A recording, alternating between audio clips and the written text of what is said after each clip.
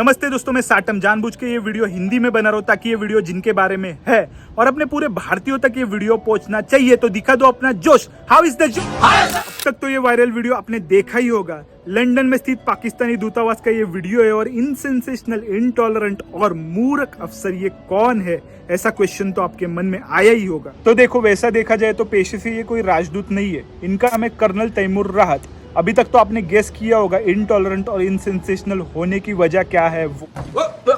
ये डिफेंस अटैची के तौर पर पाकिस्तान के लंदन स्थित दूतावास में काम करते हैं।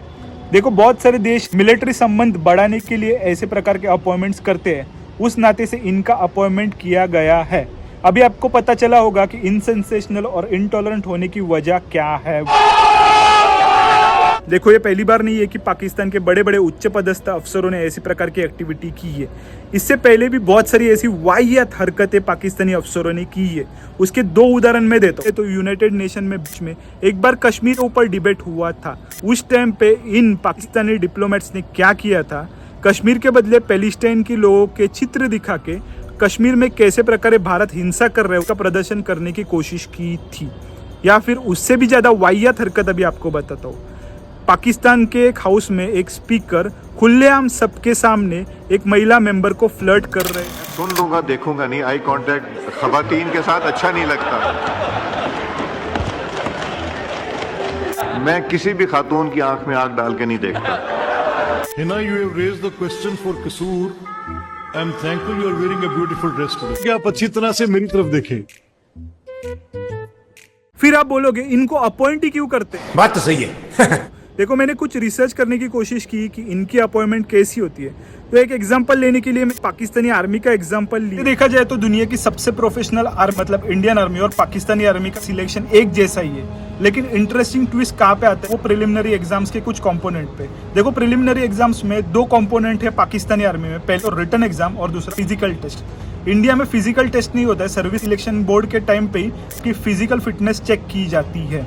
लेकिन यहाँ पे रिटन एग्जाम में एक कंपोनेंट है जनरल नॉलेज, उसके पहले और एक कंपोनेंट ज्वाइन किया है, वो है इस्लामिक स्टडीज। मतलब आपको अगर इसके बारे में पता होगा डीपली, तभी आप पाकिस्तानी आर्मी में अफसर बन सकते हैं। लेकिन इसमें भी एक लूप होल है, वो अभी मैं आपको बताता हूँ। अभी मजा आएगा ना भिड़ो। देखो, प्रिलिमिनरी एग्जाम्स के चलते इंडियन आर्मी में भी दो एग्जाम्शंस है, लेकिन वो पर्टिकुलर क्वालिफिकेशंस के लिए है।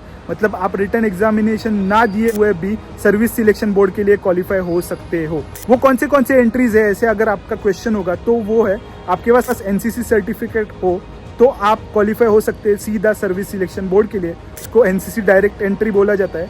और इंजीनियर्स के लिए प्रोविजन है और कुछ सिलेक्टेड प्रोफेशंस में भी ऐसे प्रकार के प्रोविजंस इंडियन आर्मी में मौजूद है। लेकिन पाकिस्तानी आर्मी तो पाकिस्तानी आर्मी है। पाकिस्तानी आर्मी के पास बहुत ज्यादा डिफरेंट कॉन्सेप्ट है इस चक्कर में। क्या बात कर रहे हैं? तो देखो, सिंपल चीज है, इंडिया सिंगल सिटीजनशिप है, उस तरह से पाकिस्तान डबल सिटीजनशिप है या फिर ड्यूअल सिटीजनशिप है। तो इंडिया के सिंगल सिटीजनशिप का मतलब क्या है, अगर आप भारतीय हो तो उसके साथ आप दूसरे कोई देश की नागरिकता ले नहीं सकते। लेकिन पाकिस्तान में ऐसा नहीं है। अगर आप पाकिस्तान के नागरिक हो तो उसके साथ आप दूसरे देश की भी नागरिकता ले सकते हो। क्या बात है सर, क्या बात, ये बात है। तो उस चक्कर में क्या होता है कि पाकिस्तानी आर्मी में एक प्रोविजन है, अगर पाकिस्तानी जो पाकिस्तान के बाहर रहते हैं उनको रिटन एग्जामिनेशन से एग्जम्पशन है। क्योंकि वो इस्लामिक स्टडीज जानते होंगे कि नहीं वो पता नहीं, इसके वजह से उनको सिंपल प्रोसीजर करनी है। वो जिस भी देश में रहे वहां जाके उस देश में जो पाकिस्तानी राजदूत है उनसे कांटेक्ट करके बोलना है कि हमें पाकिस्तानी आर्मी में जाना है। तो वो कुछ टेस्ट लेंगे, वो टेस्ट कैसे होंगे वो आप जान सकते हो। ओवरऑल पाकिस्तान की सिचुएशन या फिर ऐसे इनटॉलरेंट, इनसेंसेशनल लोग अगर वहाँ पे बैठे होंगे तो किस तरह से सिलेक्शन प्रोसीजर चलता होगा उसके बारे में आपको अलग से बताने की कोई जरूरत नहीं है। और आपने बहुत बार पाकिस्तानी लोगों के रील्स में या फिर वीडियोस में या फिर डेली सोप मतलब सीरियल्स में देखा ही होगा, हमारी नानी जान दुबई में रहती है, हमारे मामू जान बर्मिंघम में रहते हैं, ऐसे प्रकार के। तो वैसे देखा जाए तो बहुत सारे जो अमीर पाकिस्तानी लोग हैं उनके पास ड्यूअल सिटीजनशिप है और बहुत सारे लोग पाकिस्तान के बाहर रहते हैं, क्योंकि पाकिस्तान की ओवरऑल सिचुएशन तो आपको पता ही है। और फिर सीधा ये ड्यूअल सिटीजनशिप होल्ड करने वाले पाकिस्तानी नागरिक एसएसबी के लिए क्वालिफाई होते हैं। देखो, पहले तो एक डिस्क्लेमर देता हूँ, ये जो पूरा वीडियो है ये मेरे प्योर ऑब्जर्वेशन पे बेस्ड है। इसके बारे में कोई फैक्ट मेरे पास अवेलेबल नहीं है।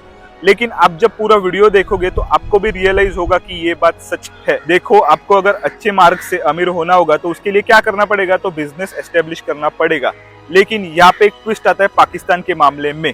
देखो पाकिस्तान में कैसा है, जो सब इंडस्ट्री है उस पर पाकिस्तानी आर्मी का होल्ड है। और अगर आपको बिजनेस स्टेब्लिश करना है और उसको बहुत ज्यादा बड़ा बना के अमीर बनना होगा तो आपके ऊपर आर्मी का हाथ होना चाहिए, कम से कम पैर तो होना ही चाहिए।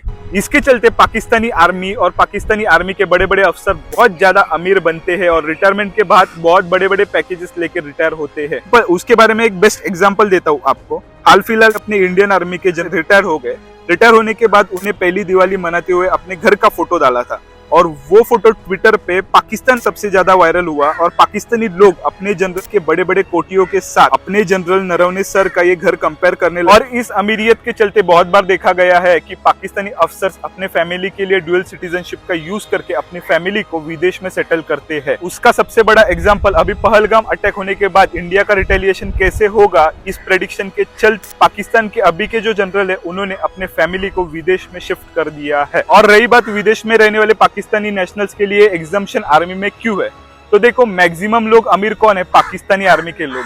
तो फिर मैक्सिमम लोगों के पास जो ड्यूअल सिटीजनशिप रहने वाली है वो कौन होंगे, तो पाकिस्तानी आर्मी के लोगों के परिवार के लोग। तो वैसे तो समझने वाले के लिए इशारा काफी है, लेकिन देखा जाए तो जो सिस्टम जिन्होंने बनाई है उनके ही लोग आगे जाके ये सिस्टम चलाए, इसीलिए ये प्रोविजन बनाया गया है, ऐसे मुझे तो लगता है। फिर आप कैसे एक्सपेक्ट कर सकते हो कर्नल तैमूर राहत जैसे बड़े बड़े अफसरों से सेंसेशन और टॉलरेशन। बाकी ये जो पाकिस्तानी अफसर चाय पिलाने की बात कर रहे हो, उनको एक चीज याद दिलानी है मुझे कि कुछ दिन पहले जब भी पाकिस्तान अपनी इकोनॉमिक सिचुएशन के चलते पूरे विश्व के सामने झोली फैला के खड़ा था, कोई मुझे बचाओ, कोई मुझे बचाओ, कोई तो हेल्प करो, IMF, UN, US, कोई तो हेल्प करो। उस टाइम पे उनके एक मंत्री महोदय थे, उन्होंने एक स्टेटमेंट की। कौम से अपील करूंगा कि हम चाय की एक एक प्याली, दो प्यालियां कम कर दें, क्योंकि जो चाय हम इंपोर्ट करते हैं वो भी हम उधार लेकर इंपोर्ट करते हैं। पहले तो इनके पास चाय पत्ती के लिए पैसा नहीं, ऊपर से अब इंडस वाटर ट्रीटी सस्पेंड होने के बाद इनके पास पानी नहीं। कैसे इस मुल्क में रहे, ये बच्चा मेरा पोता, इसकी गांग धोने के लिए पानी नहीं है? चड्डियों से कपड़ों से मैं पोंछती हूँ। तो कैसे बनाने वाले चाय और कैसे पिलाने वाले हमें चाय। और जो बंदरों की तरह लंदन में नाच रहे थे उनके लिए मेरा एक डाउट है, आपने साइड बिजनेस चालू किया पाकिस्तान का थोड़ा कर्जा कम करने के लिए ब्रिटिशर्स को एंटरटेन करके, उसके बारे में आप अगर वीडियो देख रहे हैं तो कमेंट सेक्शन में जरूर बताओ। और हाँ, जिस तरह से आपने हमारे ऊपर ट्रस्ट दिखाया और अलग अलग आउटफिट रेडी रखे। अगर जंग पाकिस्तान हार गया तो मैं ये ब्लैक वाला फिट पहनूंगी, ना पानी रहेगा ना इज्जत, तो ये ड्रेस बहुत अच्छे से मेरे दिल की हालत को एम्बॉडी करे। और हाँ, एक चीज तो मैं भूल ही गया, युद्ध जीतने के बाद जब हम आपके देश में आएंगे तो एक चीज हमें बोलना मत भूलना, जब हम पहली बार मिलेंगे तो वो चीज है हर हर महादेव।